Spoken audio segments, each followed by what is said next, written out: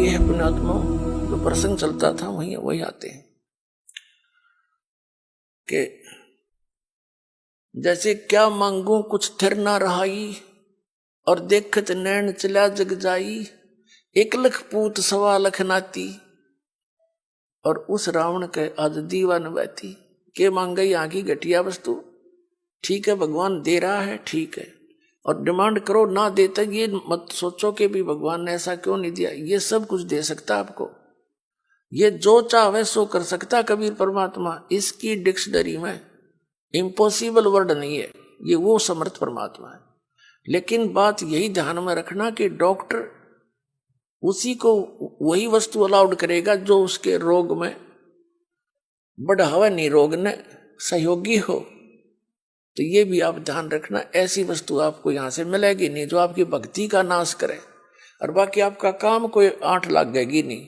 ये सत्कर मान लियो, बेसिक लिख लेना कि तक कोने में डायरी के।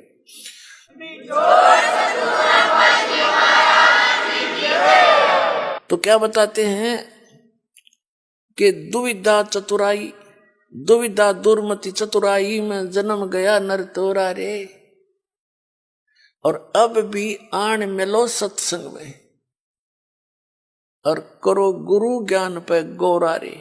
यानी गौर करो, इसमें गड़े ध्यान से विचार करो जो गुरु जी ज्ञान बताते हैं।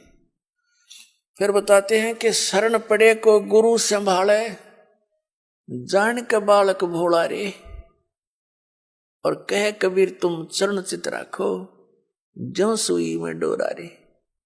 जैसे सुई में धागा डाल देते हैं और नीचे गांठ लगा देते हैं, धागा उस सुई के लटकता रहता है, उसके ऐसे चिपटा रहता है, उसे दूर नहीं हो सकता, उसको साथ साथ ले जाएंगे, साथ लटकता जाएगा। कहते हैं शरण पड़े को गुरु संभाले, जान के बालक भोला रे। पुणात्माओं, जैसे जितने भी दास ने बहुत इतिहास दिखाए नकली ऋषि में, ऋषियों के संतों के, सभी का विधान है कि जो कर्म में भाग में लिखा है वो तो आपने भोगना ही पड़ेगा। भाग्य में जो लिखा है उसको प्रारब्ध कहते हैं, प्रारब्ध। अब प्रारब्ध में हमने जो दुख भोगने पड़ेंगे, फिर भक्ति की आवश्यकता क्या है? कौन करेगा भक्ति? 1-2 चोटी सी लाग जब आदमी फूक देगा ठाके सारी मूर्तियां नरुन फोटुआ ने, तो क्या कैसे भक्ति कर सकता है? दिल टूट जाता प्राणी का। भक्ति करने की उत्साह तभी बनता है जब आदमी आने वाली आपदा का पता लग जाता कि ऐसा होना था, और फिर एकदम परमात्मा उस बला को टाल देगा आपकी, और आपको महसूस भी होगा सचमुच आज शरण में ना होते थे या बिजली गिर गई थी। तो फिर दूनी रुचि बनेगी भक्ति में। तो क्या बताते हैं कि जब तक आप गुरु की शरण में नहीं आते तो तब तक आप बालक थे, भोले बालक थे। और छोटा बच्चा अबोधपने में जैसे पालने में लेटा है बच्चा, बेटा या बेटी, और टट्टी पेशाब कर दिया कपड़ों में ही, और हाथ पैर मार के सारे कपड़े भी खराब, पैर पूर भी लथेड़ लिया लपट के टट्टी में, और फिर रोने लगता है, तो माता समझ जाती है कि इसने कोई भूख लगी होगी। वो जाती है उसको संभालने के लिए, तो क्या देखती है? सारे कपड़े भी खराब कर रखे, टट्टी भी कर रखी, पेशाब भी कर रखे। तो उसने बालक बुरा नहीं लगता, उसको पता है, इसने पता को नहीं, ज्ञान है मां ने कि इसको पता नहीं, बालक से उसको ऊपर कोई दोष नहीं, कोई क्रोध नहीं करती। उन्हें उठावेगी, धोवेगी, मांजेगी खूब अच्छी तरह, कपड़े धोकर सुखावेगी, नए पर आवेगी, और छाती के लावेगी, फिर लाड करेगी, दूध पिलावेगी। तो आज जब तक इस शरण में नहीं आते परमात्मा कबीर जी की में, आप ऐसे बच्चे हो, और अनजानपने में ना जाने कितनी गलती करके आप कति छट गए, उसमें लथड़े पड़े हो। लेकिन कहते हैं शरण पड़े को गुरु संभाले, और जान का बालक भोला रे, कह कबीर तुम चरण चित राखो, ज्यों सुई में डोरा रे। आपका इतना काम है।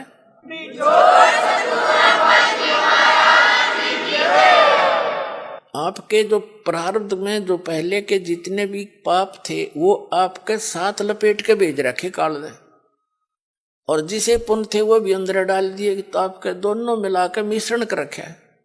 तो अब परमात्मा आपके उन पापों को धोएगा सारा ने, और फिर आपको समझ कर लेगा, और समझ करके फिर सीने का लगाओगा और सतलोक में ले जाकर दूध पियाओगा, यानी वहां सदा सुखी कर देगा आपको।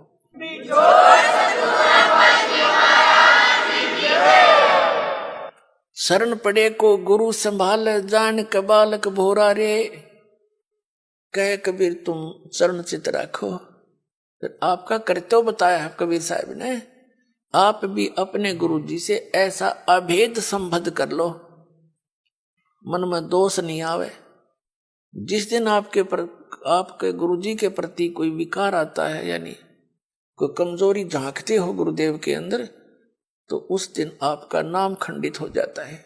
और काल यही चाहता है कि ये एक बार संत से इसका कनेक्शन कट जा, फिर यो कितना धक्के खाए जाइयो, कहीं तेरा लंबा चौड़ा का क्षेत्र है इसका, तो फिर इसको यही उलझा कर मार देता है। तो परमात्मा कहते हैं द्वार धनी के पड़ा रहे, धक्के धनी के खावे, 100 काल जगजोल ही पर द्वार छोड़ नहीं जावे। एक ये फाइनल फार्मूला है इस भक्ति मार्ग में। इस परमात्मा कबीर जी के धनी के द्वार पर पड़ा रहे और इसी के धक्के खावे, 100 काल जगजोल ही, कितना ही काल आपको झटके देता दिखे पर परमात्मा से दूर नहीं होना, यह बहुत बड़ी भूल हो जाएगी आपकी। अगर जैसे हम अज्ञानता में, यानी बगैर अध्यात्म ज्ञान के कई बार बहुत कमजोर सोच बना लेते हैं और हम भूल जाते हैं कि हमने युगों युगों से पापों की गठड़ी बांध रखी है। और उसके लिए परमात्मा कहते हैं धीरे धीरे रे मना, धीरे सब कुछ हो, माली सींचे 100 घड़ा तो समय आए फल हो। आप जी ने भक्ति का बीज ईब बोया है कितने युगों के बाद, अभी तक आपकी पिछले संस्कार ही चल रहे थे, और कहीं थोड़े बहुत पुण्य कर दिए, कि दाने डाल दिए, को छोटे मोटे पुण्य, वो स्वर्ग में बर्बाद कराए आप। पुणात्माओं, ये भक्ति युग है। अब ये चौथा युग का बीच का समय है। इसमें अब करोड़ों की, कई करोड़, यानी पूरे विश्व में ये भक्ति पर लगेंगे प्राणी, अरबों खरबों की संख्या में। और जो पार होगे वो तो होगे, और रह भी बतेरे जाएंगे, तो वो जो रह जाएंगे ना, उनकी दुर्गति घनी होगी, क्योंकि ये कमाई तो इतनी गजब की बनेगी आपकी, पहले मंत्र से बहुत गजब की कमाई बन जाती है, जबरदस्त भक्ति धन संग्रह होता है आपका। और फिर उनके अगर आप पार नहीं हुए तो क्या करेगा आपके साथ में। जैसे आपकी भक्ति धन इन ऊपर के लोकों में आपको इनका प्रतिफल मिलेगा, जब सतलोक नहीं जान पाए तो फिर ऐसे बनेगी आपके साथ।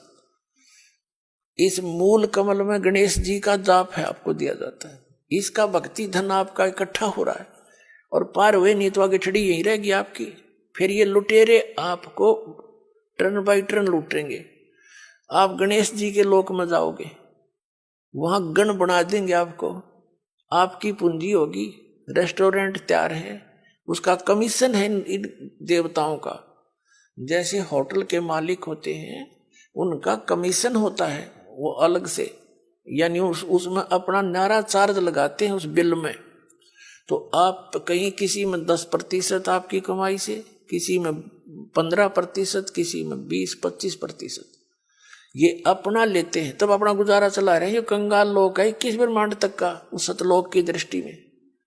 और अब भक्ति के धनी लोग वहां जाते हैं, जैसे यहाँ कुल्लू मनाली में जाते हैं गर्मियों में सेठ लोग, और 10-20 हजार रुपये खराब करके उल्टे फिर आ जाते हैं मुंह लटका कर कर्म क्षेत्र में।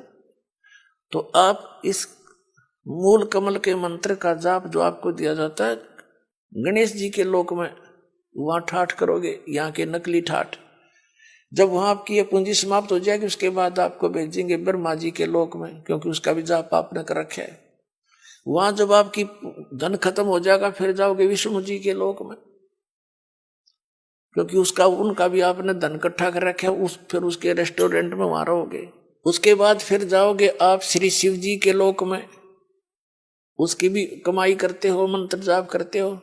फिर जाओगे दुर्गा जी के लोक में, और वहां भी जब समाप्त हो जाएंगे फिर आपके 2 मंत्र का जाप और रह गया, ये 2 अक्षर का सतनाम का जाप, तो उससे जाओगे आप फिर ब्रह्मलोक में, इस काल के निज लोक के अंदर। वहां कोई हजारों युगों तक आप उस ब्रह्मलोक में रहोगे। वहां इस ओम के धन को खत्म करके फिर वापस आओगे, और फिर इस सतनाम के अंदर जो दूसरा मंत्र है, इसने काल ने उस ब्रह्मलोक में जीव को धोखा देने के लिए नकली सतलोक, नकली अलखलोक, नकली अगमलोक और नकली अकैलोक बना रखे। तो उस पूंजी को फिर ये आपकी वहां बर्बाद कराओगा। फिर रह गया आपका जिसको सार नाम प्राप्त हो गया है और वो पार नहीं हुआ। जरूरी नहीं कि सार नाम मिलते ही पार हो जाओगे, ये तो परमात्मा ने कहा है, राम नाम रटते रहो, राम नाम रटते रहो, जब तक घट में प्राणे, भाई कभू तो दीन दयाल के भनक पड़ेगी कान। परमात्मा कबीर जी कहते हैं, पाकी खेती देख के गर्भियो मत किसान, अब हूँ झोले बहुत हैं, घर आले तब जाने। कहते हैं इस या पाकी खेती देख के खेत में अभिमान ना करना किसान, अभी तक बहुत झाड़ या आंधी वर्षा ओले आंधी तूफान शेष है, ना जाने की बिजली पड़ जा, तेरे घर आले जब मानिए तेरे धन तेरे घर आ गया। इसलिए बताते हैं कि ये ना समझना सार नाम मिल गया तुम पारे होगे। सार नाम की कमाई और मर्यादा में अंतिम श्वास तक करते हुए, और एक विशेष कसक बनाओ सतलोक में जान की, तब वहां जाओ।